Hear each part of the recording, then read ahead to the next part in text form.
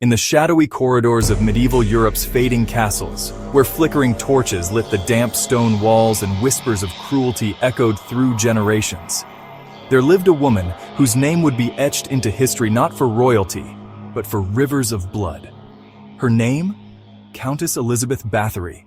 She was beautiful, noble, powerful, and allegedly the most prolific female serial killer in history. But who was Elizabeth Bathory really? Was she a monster born of madness and unchecked power? Or was she a victim of political conspiracy and gendered vilification? The truth lies buried under layers of myth, fear, blood, and manipulation. And today, we're going to uncover it all.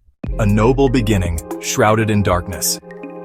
Elizabeth Bathory was born in 1560 into the illustrious Bathory family of Hungary, one of the most powerful and influential families in Central Europe. She was related to kings, cardinals, and warlords. From a young age, Elizabeth exhibited exceptional intelligence, fluent in Latin, Greek, and German, and highly educated in science, politics, and philosophy, which was unusual for a woman in that era.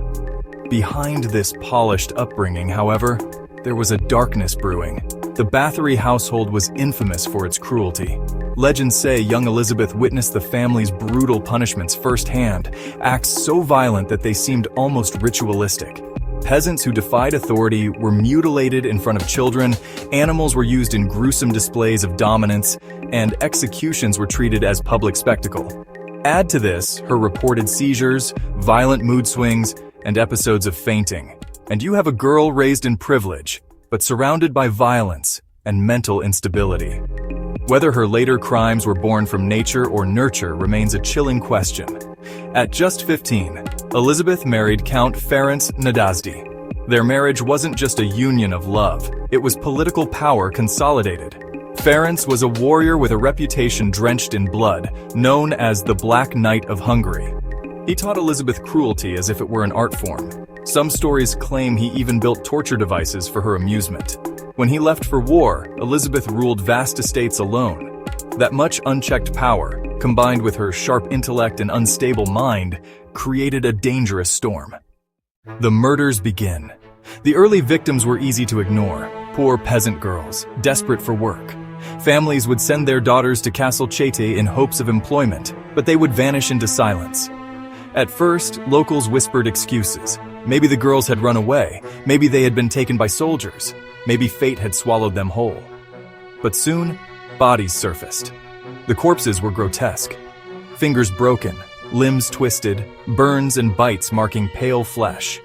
Witnesses at her later trial claimed Elizabeth delighted in innovating new methods of torment.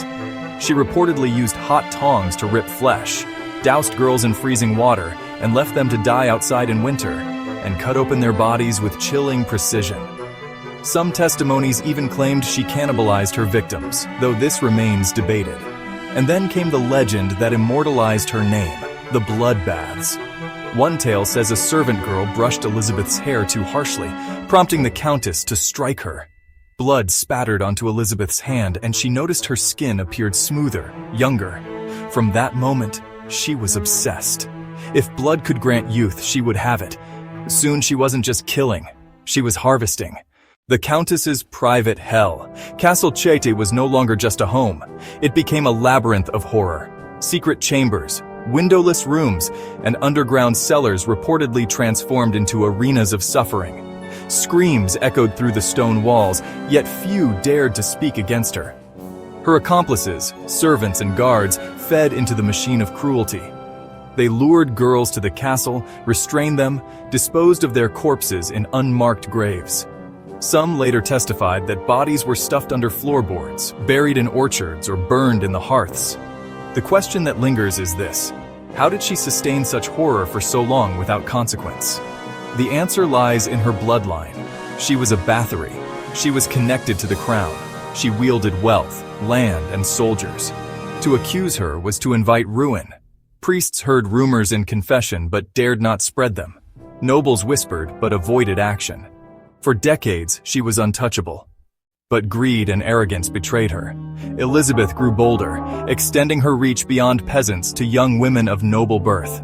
When daughters of aristocrats began to vanish, silence was no longer an option. The investigation and downfall.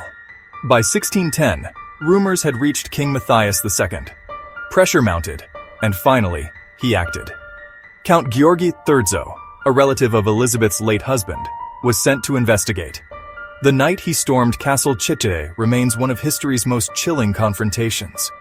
According to reports, Thurzo and his men found mutilated bodies strewn about, others dying in chains. One girl reportedly staggered forward, blood still seeping from fresh wounds. Elizabeth, they claimed, was caught in the act. She was arrested on the spot, but her nobility protected her from public humiliation. Instead, her accomplices were tortured and interrogated. Under duress, they confessed to unspeakable crimes, claiming that over 650 young women were killed under Elizabeth's orders. Historians question this number. Was it exaggerated under torture? Possibly. But even the lowest estimates place her victims in the dozens, making her one of the deadliest figures in history. Justice or cover-up? Unlike common criminals, Elizabeth was never paraded before the public. Her trial was held in shadows, her name shielded by aristocracy. Ultimately, she was sentenced to a fate more terrifying than death, sealed alive within the walls of her own castle. Bricked into a windowless chamber with only a slit for food, she lived in darkness for 4 years. She had no human contact, no freedom, only her own thoughts. Some say villagers walking by at night heard her screams, pounding against the stone. In 1614, she was found dead, slumped against the wall. She was 54 years old. But even in death, questions linger. Was she truly guilty of every crime? Or was she the victim of a plot to seize her wealth? The Bathory family was immensely powerful, Protestant, and politically inconvenient.